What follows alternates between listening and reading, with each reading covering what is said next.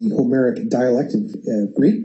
Greek, of course, ancient Greek has several dialects, of which the Attic dialect is the most well-known and read, just because the classical authors Plato and Xenophon and others wrote in that dialect. The Homeric dialect is a sort of composite of several different elements from different dialects, predominantly Ionic, which is the same as the dialect that Herodotus wrote in. So it's got a lot of Ionic elements, has some other Doric and other elements, but you'll notice some similarities if you've read some Herodotus.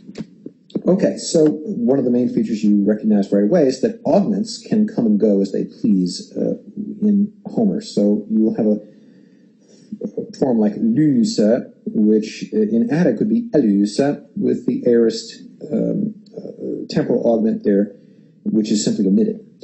Likewise, theike, which can be omitted. It's not always omitted, but it can be freely. The form etheike from tithemi, he, she, replaced, appears often as simply theike. And from bino, we get the form be, which is an aorist, a root aorist form, which in Attic you would see as ebe.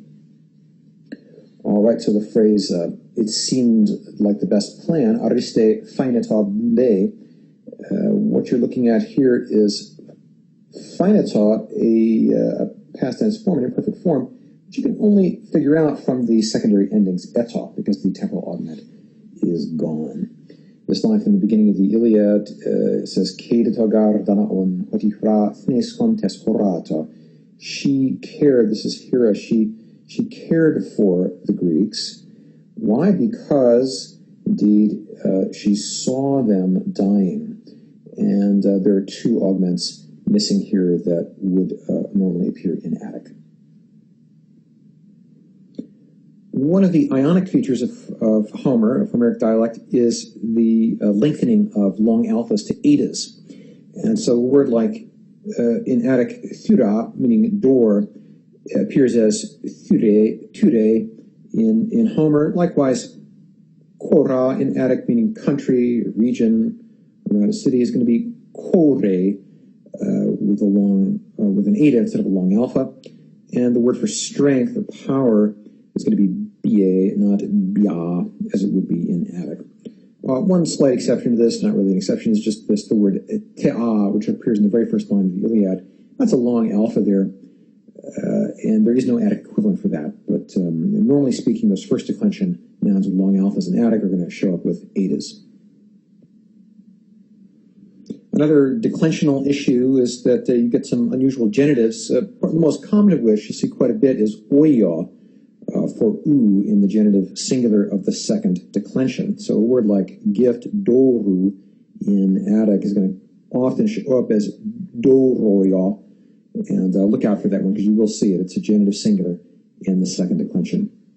Somewhat rarer but also occurring are the genitive forms a, as in you see these in patronymics a lot, Atreidao, the son of Atreus.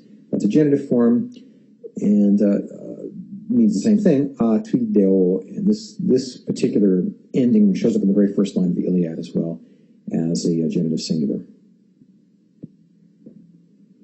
All right, another declensional difference, slight difference in the Homeric dialect from Attic has to do with the dative plural. And in the feminine, of course, we have ice, very common. And this is going to be lengthened, that alpha becomes an eta. So, and then the iota goes into a subscript. So you get, instead of ice, you get ace or ac. And for metrical purposes, Homer likes to add often an extra syllable or leave it just as he needs to do for the meter. So you'll have a word like turesi, which means with doors, by means of the doors, which in Attic would be turais. And likewise, pulais, gates, would end up as pulesi. And very common article, tais, will have one of two forms, tais or taisi, depending if you need one or two syllables. All right, other dative plurals you will see in Homer involve oisi, the ending oisi, which is a slight variation on what you typically find in Attic. Dorois, the second declension, will just be lengthened by a syllable to become doroisi. In the third declension, the sort of what you've learned in Attic is to expect a sigma iota stuck onto the stem, which occasionally changes the stem slightly. But in Homer, you'll find a slight lengthening of that to 2 sigmas occasionally, or 2 sigmas plus an epsilon with an iota at the end. So you'll find podesi instead of possi in Attic, and occasionally it would be possi. So these are, if you get used to seeing these slight variations, they won't bother you too much. The word for missile is belos, like something you throw at somebody. And in dative plural, it's bellesi in Attic.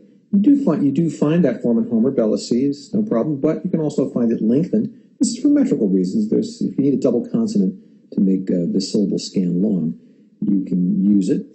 And sometimes there's an even further lengthening, bellesi, which will get the poet an extra syllable if he needs it for metrical reasons.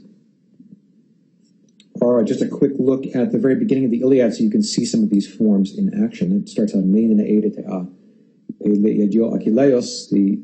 genitive singular, which is a distinctive Homeric form there.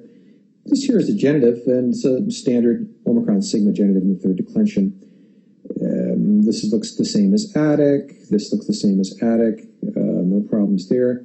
Polas, identical to Attic. Euthymus, you got accusative plural. Psukas, no problem.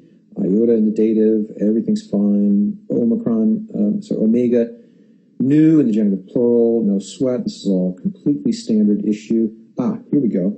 Kunesin, kunesi, or kusi, kusi in Attic is lengthened to kunesi. And look at this, oionoisi, that's with for birds in the dative. Ois would be the Attic, but then oisi gets an extra syllable there. And so you can see that in 4 places in these 5 lines, there's some slight differences. The issue of augments that I mentioned a second ago also comes into play here. Here's an augment that is present, just as it would be in Attic. And but in other cases, it's left out. Like teuche would be in Attic, eteuche, fashioned or made. And here the Attic, here the augment is used. So they just sort of come and go as they please, and you have to be prepared and look at the endings to see if it's a secondary or a primary ending, so you know what's going on. Here's a little chunk from the beginning of the Odyssey that shows some of these unusual declensional forms, these Homeric forms, and Homer's saying that for they perished thanks to their own foolishness. All right, so they perished. You can see it's a past tense form, but it has no augment. And then here are some of these datives that I mentioned a second ago. Asin for ice and asin again.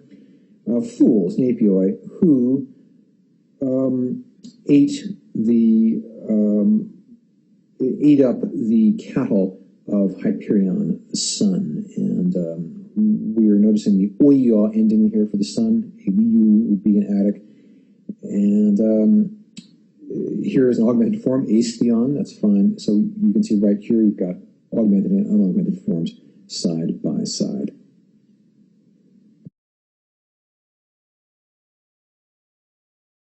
In Attic, this normally means the.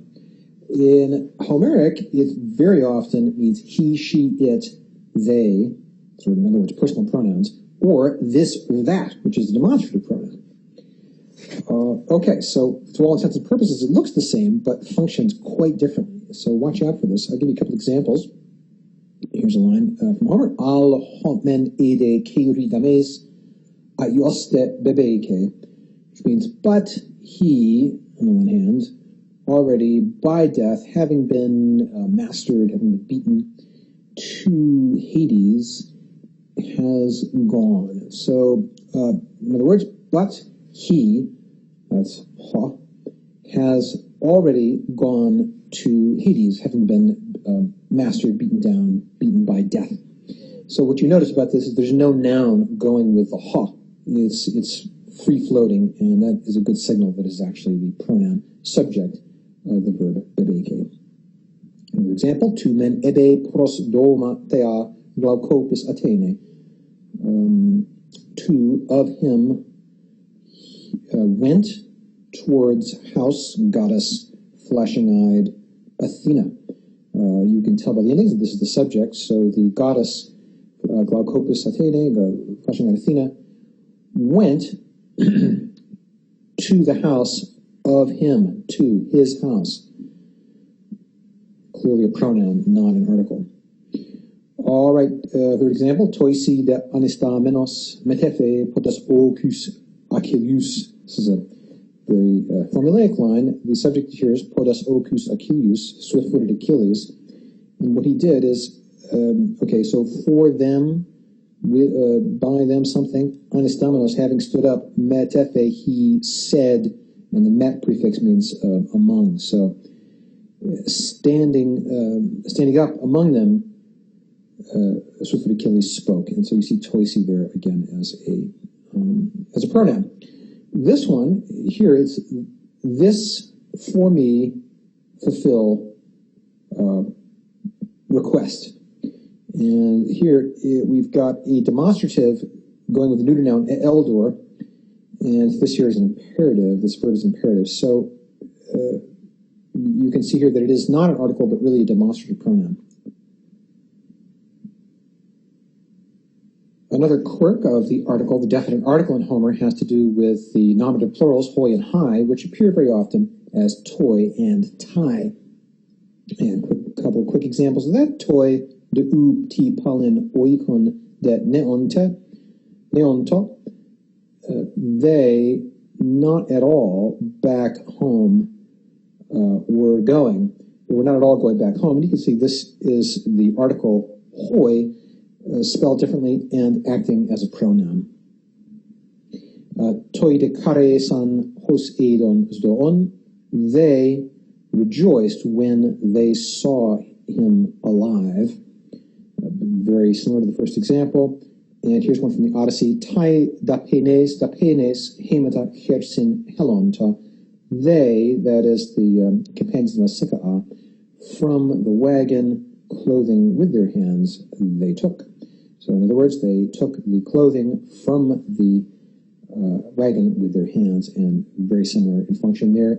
Nominative plural, subject of helonta. All right, another definite article issue to watch out for is that occasionally you have forms that are identical with the definite article that function as a relative pronoun. I'm looking at an example here. Apolloni anakti ton eukomos teke leto. This is from the beginning of the Iliad, and it says, to Apollo the prince, whom fair-tressed, beautiful-haired Leto bore. And this is clearly a relative going back to Apollo, and is the accusative direct object of teke. Another one from Iliad, dia mantosunen ten hoi pore phoebos Apollon. Because of or through prophecy, there's the gift of prophecy, ten, which to him provided Phoebus Apollo, through prophecy, which, the gift of prophecy, which Phoebus Apollo provided to him. And I'll get to this hoi in a second. But the relevant point here is that the tain is the, clearly here has to be a relative pronoun with the antecedent mantosunen and the direct object of pore. Okay, watch out also for forms that look like they might be the definite article, but aren't quite. There are some enclitics that are unique or peculiar to Homer. One of them is hoi, which is a dative, which means to him, to her. Happens to look the same as a nominative plural definite article, but is not. It means to him, to her.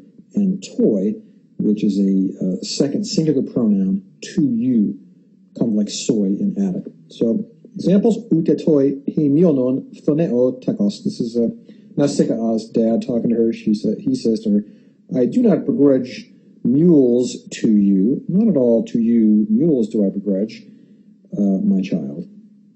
And here is another line, argeion katee kai hoi peithontai akaioi.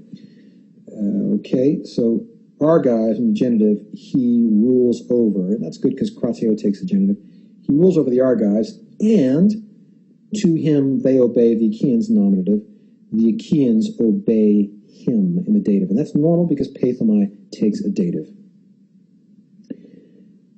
Finally, ta hoi kai region estai, this for him also scary or literally shivery this will be a horrible thing, this will be a terrifying thing for him, hoi. And notice that's an enclitic, does not have an accent, and it affects the accent of the previous word at times. All right, just to show you how tricky this can be, let's look at the very same word in three different contexts that meaning different things. The word I have in mind is ton, which is the accusative masculine singular of the definite article, the, used here as an article, hunike ton kusen e timasen aritera, because the crises, he dishonored the priest, and which means because he dishonored the priest crises. And this is used a completely standard way in Attic as a definite article going with crises. Apolloni anakti ton eukomos tekeleto, that we just look at this example, it's to Apollo the prince, whom, this there is a relative pronoun, not the article, whom fair-haired Leto bore, and then finally tonde huron parate clisie, him they found beside the hut. And this is the one that's the demonstrative pronoun. They found him.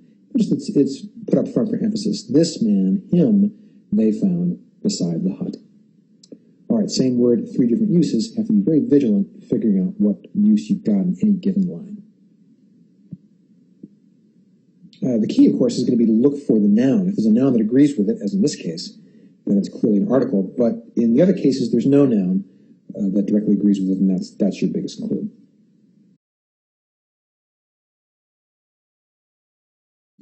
Homeric verbs are different in their principal parts occasionally, but you have to kind of have to learn that as vocabulary as you go along. There are, however, some more thoroughgoing differences to watch out for in the way that verbs are used all over the place. Let's talk for a second about infinitives. Infinitives in the active voice often end in men, as opposed to the usual, what you're used to in Attic is ein. And the other one is menai, so it's a lengthened form of that. So you'll see a form like akuemenai for akuin. And the same thing with the perfect infinitive, tefnamenai, where the I is actually optional. The poet sometimes needs an extra syllable, so you can add this I. And in Attic, you have a normal perfect infinitive, tefnanai. The verb to be actually has four different forms, which sounds kind of ridiculous, but when you see how it works with the formulaic economy of Homeric verse, it makes perfect sense. Einai is the verb to be in normal Attic, I say normal to Attic Greek. In Homer, there are a few different forms, none of which is metrically equivalent to another one. So if you want two short syllables, you've got emen. If you want to have a long and a short, you've got emmen. If you want three syllables, short, long, you've got emenai. And if you want three syllables, long, short, short, this would not remain a long, it'd be for various reasons, but if he wants this form, he can have emenai. So they look similar, and the reason that they're four, it has to do with the metrics.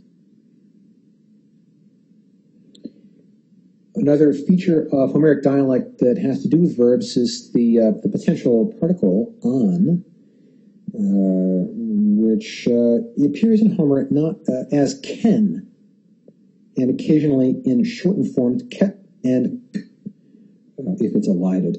And it means exactly the same thing. There's no distinction at all in meaning. So you've got a phrase like e ken thanaton get fugoimen, if we should escape death, at least. And that would be on in Attic, and it's just the same word. Hate ken kekolo setai hun ken hikomai. Here used with a future form here, he will potentially be grieved, hon ken hikomai, whomever I might come to whomever I might come. And this is with a subjunctive in a more typical way to indicate a sort of generalizing statement. Eken gete sai priamoia te paidas. Indeed, Priam and the sons of Priam would rejoice. And here the Ken is imparting a note of potentiality, of uncertainty, but sort of what one thinks might possibly happen. Okay, and the last sort of significant feature of verbs that bears watching out for is something called temesis, and that literally means cutting. That is the separation of a preposition, which is the prefix, not prefix, sorry about that, prefix to a verb from that verb. We do this in English occasionally. Something is out bloody rageous, freaking incredible. We sort of separate a prefix from a verb. And Homer does this quite frequently. E potetoi charienta epon neon erepsa. This is the priest Christ, he's talking to Apollo. And he says, if at any time for you pleasing upon shrine I roofed. And in fact, the verb is that, epi erepsa, if ever for you I have roofed over a pleasing shrine. In an English translation, you have to rejoin those two separated things. Meta de ion heike. This is not a preposition. This is confusing. There's no noun that goes with that. It's actually part of the verb methiemi, which means to let go, and ion means an arrow. So he unleashed or let go, fired an arrow. That's how that's translated. Heimin apo loigon amunai. This is an infinitive phrase for to something us from loigon. We know that loigon does not go with apo because it can't take that case. Amunai, it's actually part of the verb apamunai, to keep away from. So this means to keep away the plague from us or for us on our behalf. Prendapo patri philo dominai helicopeda curen. There's another temesis happening here, before, at least, from father dear to give. But, this is clearly not going together at all. It's because the case is wrong. It's apo domini, to give back, and this is the flashing-eyed maiden. So before giving back the flashing-eyed maiden to her father, and this is the dative indirect object with the verb apo domini.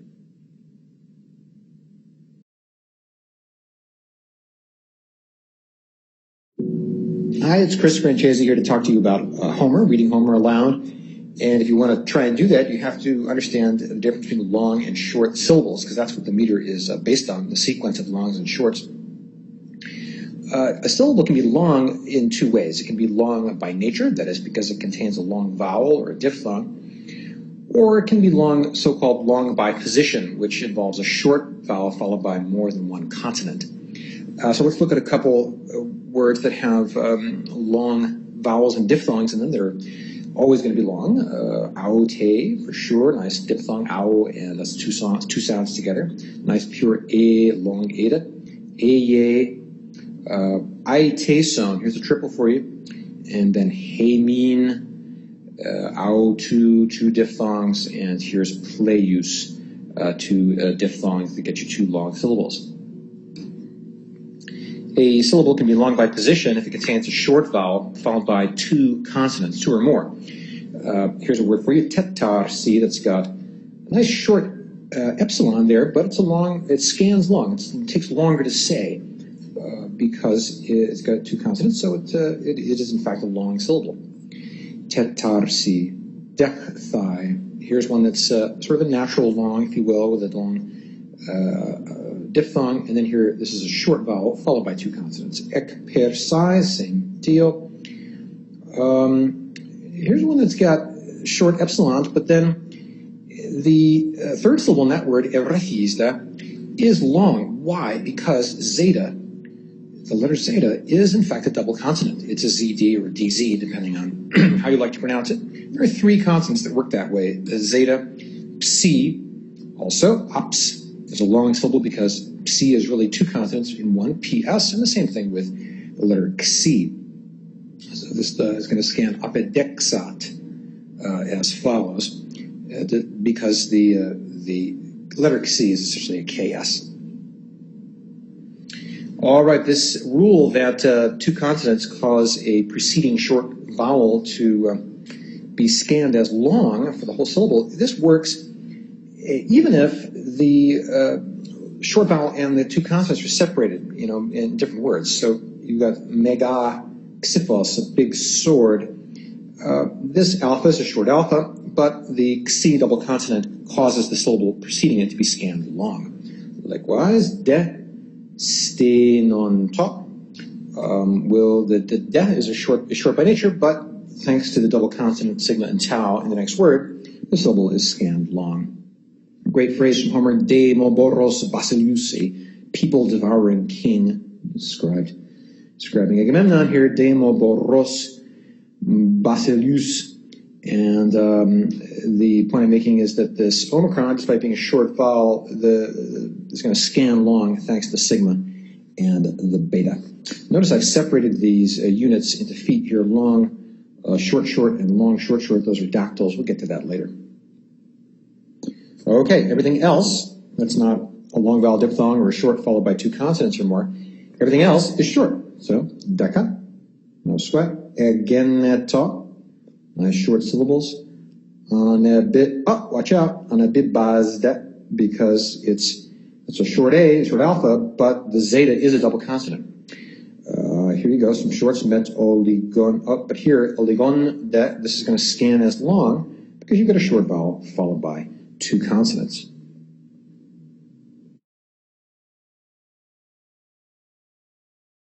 Quantities of vowels in Homer are generally true, but there are some important exceptions. First of all, the most important one is that a word that ends in a long vowel or diphthong that is followed by a word that begins with a vowel has a sort of shortening that happens with the first of that pair. And it's phonetic. It's because it's easier to say. You kind of slur it together. Not slur it, but just it becomes easy to say more quickly. And so metrically speaking, what happens is we get kai-u. Instead of kai-u, it becomes there's a shortening that happens with the first of that pair. Here too, fuse, epe, and edetai, enai. Here you've got 2 feet, and thus this I should be by rights be long as it's a diphthong, but it's shortened due to the fact that it's followed immediately by a vowel. Dikaspoloi hoi, long there, but here this is short because of the lack of consonant between those two. This toy works the same way, as does that. The hixetai huias. That the I should be, that alpha iota should be long by rights, but it is shortened due to this exception. Another occasional source of rule breaking in Homer has to do with what's called the ictus. The ictus is a Latin word for stroke, and that refers to the first beat or the first syllable of every metrical foot. And there are times when the short syllable on the ictus is lengthened for the sake of the meter. It's sort of a little cheat that happens once in a while. Not all the time. Thanatoisi. This alpha by rights is short, and the theta is only a single consonant. But since it's on the beginning of a foot, Homer cuts himself a bit of slack there. Fe, re, fe, a, te, fa, re, trin. There too, beginning of a foot. He really needs that alpha short that would be to be a long syllable, so he gets to do that. Diogenes, again, same deal. The, sin, gar, etemelen.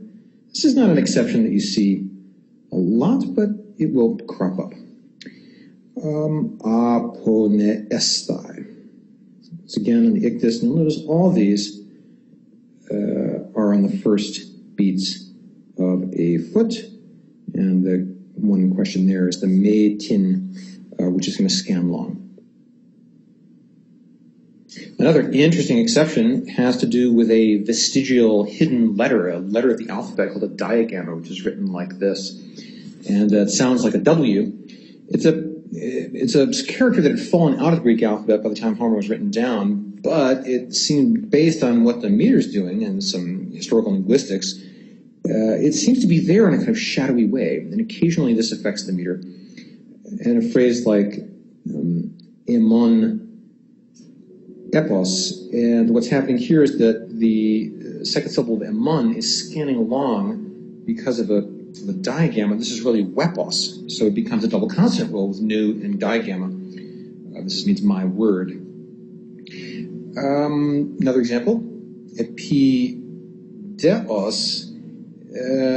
There seems to be a diagamma. Dueos is the primitive pronunciation, evidently. And the meter sort of helps us understand that. Here's another one, mala duane. And then there's something funky happening with hos, evidently, because diagamma are not, it's really not clear, but there's some primitive Greek phonetic magic happening to make the un scan long. Okay, the last important exception to the normal rules of quantity has to do with something called synesis, synesdesis, the Greek word meaning settling together. And it's a kind of contraction that happens occasionally when required by the meter. It really involves two vowels that sort of smush together, where the first one is pronounced almost like a Y sound. So in the very first line of the Iliad, as it so happens, this occurs, and you get pe, le, I, a, dio. And what's happening there is the synesis is a contraction of those two, and the first one, the epsilon, becomes pronounced almost like a Y. Pe, le, I, dio. Sometimes once in a while, you'll get thioi as one syllable. And this is just a convenience, metrical convenience that the Homeric poets allowed themselves. And so you get sometimes cruceu, and a very violent one, once in a while you'll get dutos as one syllable, dutos. And that is called synesis.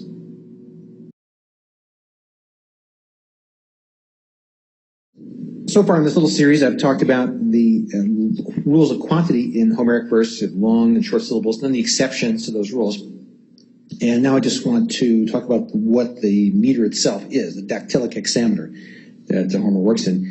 Hexameter means 6 feet. It's got 6 units of long and short syllables, and those come in 2 flavors. You've got dactyls, which involve a long syllable followed by 2 shorts, and spondies, which are a sequence of 2 longs. The name dactyl comes from your finger. It's the Greek word for finger. If you look at it, you see you've got a long and 2 shorts there. And sponde is also a Greek word.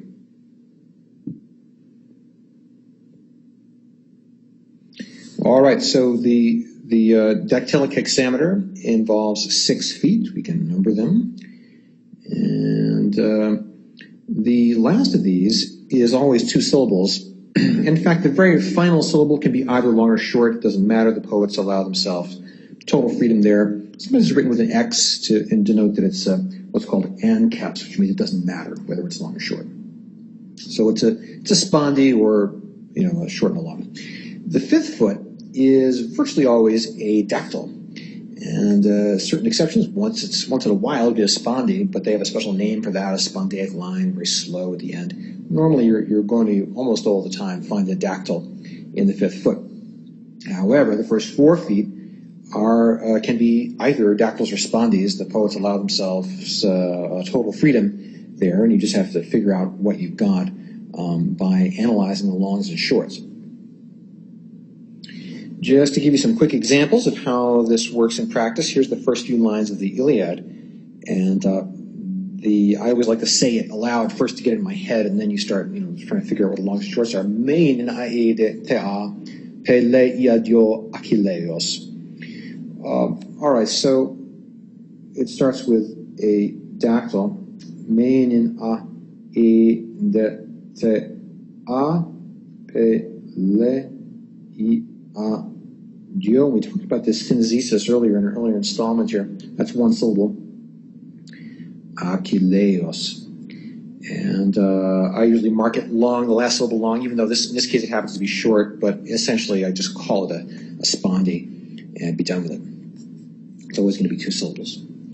All right, so we start out with a long syllable by nature, mein, and then two shorts, and then a diphthong here, and a couple more short syllables, e, de, the, a, and then the alpha is long by nature. You can have alphas that are long by nature, it's just a long alpha. And then eta is always long. Then here, notice the little umlaut looking thing there. That's called a diaeresis. And it is just there to tell you, hey, there's two syllables here. Pe, le, I, a. They want you to separate those. Pe, le, I, a, dio. So it's long, short, short. Then there's synesthesis.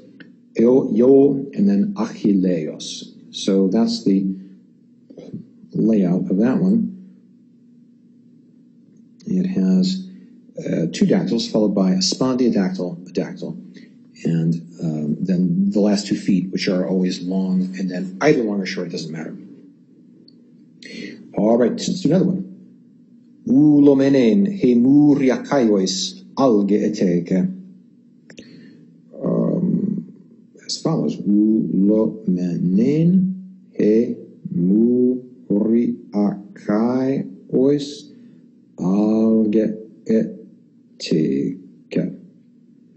Now, the last two are very formulaic. Da, da, da, da, da, shave and a haircut. That's going to be extremely consistent. Some people like to start from the end of the line for that reason, to sort of get that first and work backwards. But as you wish.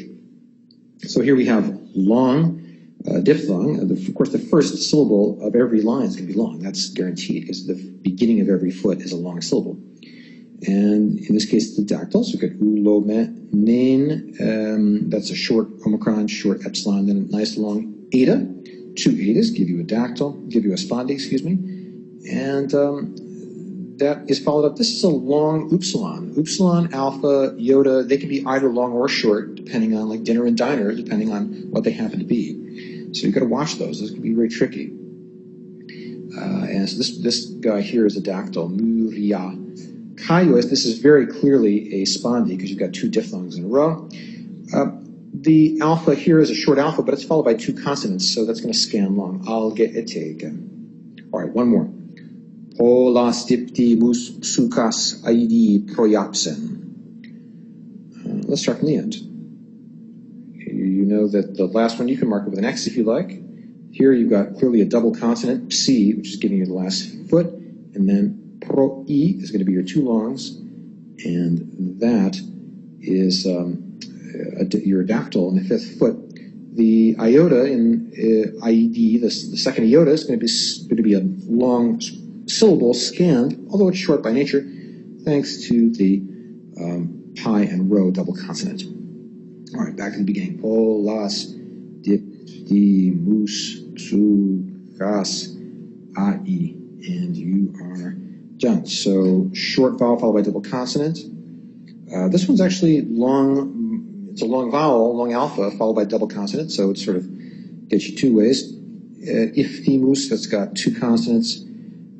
This guy here is a long iota by nature. Iftimus, it's an e-mus, and then you have a nice diphthong, also followed by double consonant. So it gets you two ways. Psukas is long by nature, the long upsilon there, as is the alpha in the psukas. That's consistent with the declensional ending. And then IED gives you a dactyl.